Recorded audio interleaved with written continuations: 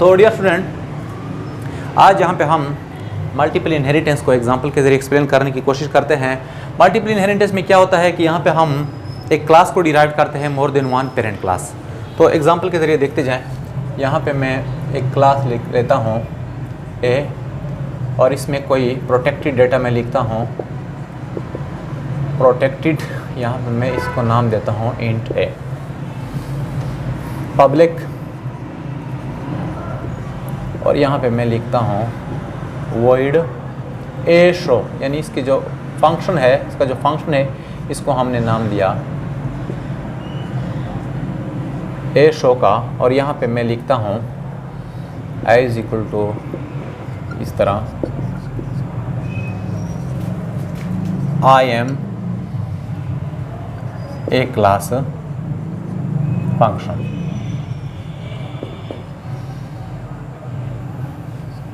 यहाँ पे इसकी वैल्यू, इसको मैं यहाँ पे क्लोज करता हूँ। अब यहाँ पे मैं एक और क्लास लिखता हूँ क्लास बी।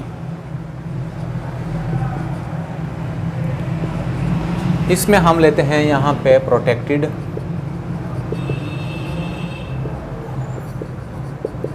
इंट बी, और यहाँ पे पब्लिक कोई भी फंक्शन, तो यहाँ पे मैं उसको नाम देता हूँ बी शो। यहाँ पे बी हमारे पास कुछ इस तरह होगा, मतलब यहाँ पे स्पेस नहीं होना चाहिए, and so on cout. कोई भी यहाँ पे आप मैसेज लिख सकते हैं। तो यहाँ पे मैं इसको क्लोज करता हूँ।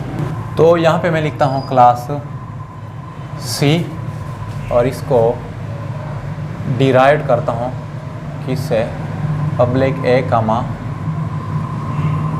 Public B. तो मेन पॉइंट यहीं पे है, क्लास सी हमने डिराइव किया ए और बी से, मतलब यहाँ पे सी के हमारे पास दो पेरेंट यानी दो बेस क्लासेस है। तो यहाँ पे मैं एक वेरिएबल लिखता हूँ सी पब्लिक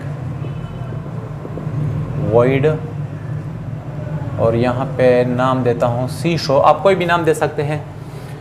तो यहाँ पे मैं इसको आर्गुमेंट देता हूँ इंट एक्स इंट वाई, और यहाँ पे इंट जेड। तो a is equal to x, b is equal to y, और c is equal to z. Cout, यहाँ पे मैं लिखता हूँ a plus b plus c, और यहाँ पे इसको करता हूँ क्लोज। नेक्स्ट यहाँ पे मैं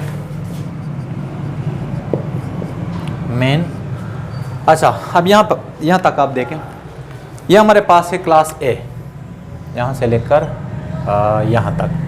इसमें एक हमारे पास प्रोटेक्टेड डेटा मेंबर है और एक पब्लिक फंक्शन है ए शो के नाम के साथ। दूसरा जो हमारे पास क्लास है वो ये है, यानी यहाँ से यहाँ तक क्लास बी प्रोटेक्टेड, इसमें एक डेटा मेंबर है, शो फंक्शन है जिसका नाम है बी शो। आप यहाँ पे अगर आर्गूमेंट दे तो भी ठीक है, अगर ना दे तो भी ठीक है। बहरहाल यहाँ पे मैं इसको भी एक आर्गूमेंट देता हूँ इंट वाई। यहाँ पे कोई भी स्टेटमेंट आप लिख सकते हैं। इसके बाद यहाँ पे हमारे पास ये जो फंक्शन है सी, यहाँ से लेकर यहाँ तक, ये बेसिकली डिराइव हुआ है किससे, ए और बी से।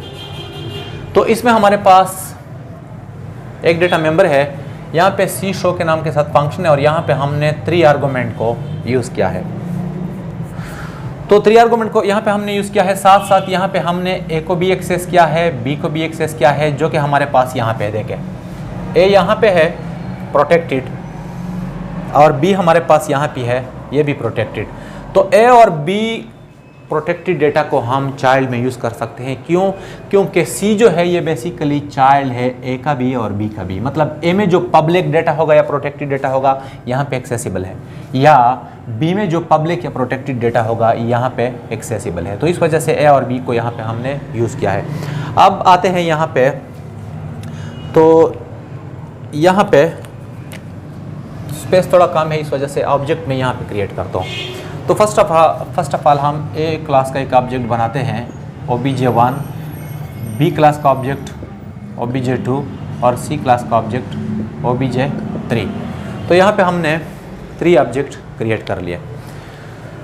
तो obj1 के ज़रिए मैं कॉल करूँगा किसको, obj1.aShow।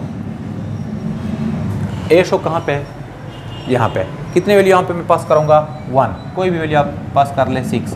तो क्या ये पॉसिबल है? बिल्कुल पॉसिबल है, क्योंकि ऑब्जेक्ट 1 हमारे पास ए क्लास का ऑब्जेक्ट है और ए शो हमारे पास उसी क्लास में एक फंक्शन है। यहाँ पे मैं लिखता हूँ obj1 dot B show, possible है। यहाँ पे अगर हम लिख ले इस तरह obj1 डॉट बी शो, तो क्या ये पॉसिबल है? नहीं, क्योंकि बी शो हमारे पास कहाँ पे है? इस क्लास में है और ये हम क्लास ए ऑब्जेक्ट के ज़रिए एक्सेस नहीं कर सकते। तो क्या सी शो को हम एक्सेस कर सकते हैं? नहीं, क्योंकि सी हमारे पास क्या है? चाइल्ड है किसका? ए का, और ए क्लास यानी पेरेंट क्लास का जो ऑब्जेक्ट होता है वो सी क्लास के फंक्शन को कॉल नहीं कर सकता। तो यहाँ पे इसको हम रिमूव करते हैं। इसके बाद यहाँ पे अगर मैं लिख लूँ obj2 dot A show, possible है? obj2 dot A show, obj2 कहाँ पे है? बी क्लास का ऑब्जेक्ट है और ए शो कहाँ पे है? ए क्लास में। तो क्या पॉसिबल है? नहीं, क्योंकि ये अलग क्लास है और ये अलग क्लास है, इसके बीच में कोई रिलेशनशिप नहीं है, कोई इनहेरिटेंस या बेस और डिराइव्ड का वाला जिक्र नहीं है, तो हम इसको एक्सेस नहीं कर सकते। तो अगर यहाँ पे मैं कर लूँ obj2 डॉट बी शो, तो क्या कर सकता हूँ? बिल्कुल इसको मैं कर सकता हूँ, क्योंकि बी शो कहाँ पे है? यहाँ पे है ना, और obj2 किस क्लास का ऑब्जेक्ट है? बी क्लास का। अब मैं क्या लिख सकता हूँ? obj2 dot C show, 3 value इसको मैं सपोज देता हूँ, तो पॉसिबल है? नहीं, क्यों? क्योंकि हमारे पास obj2 जो है ये बी क्लास का ऑब्जेक्ट है और यहाँ पे सी शो क्या है? चाइल्ड है और चाइल्ड को कॉल नहीं कर सकता।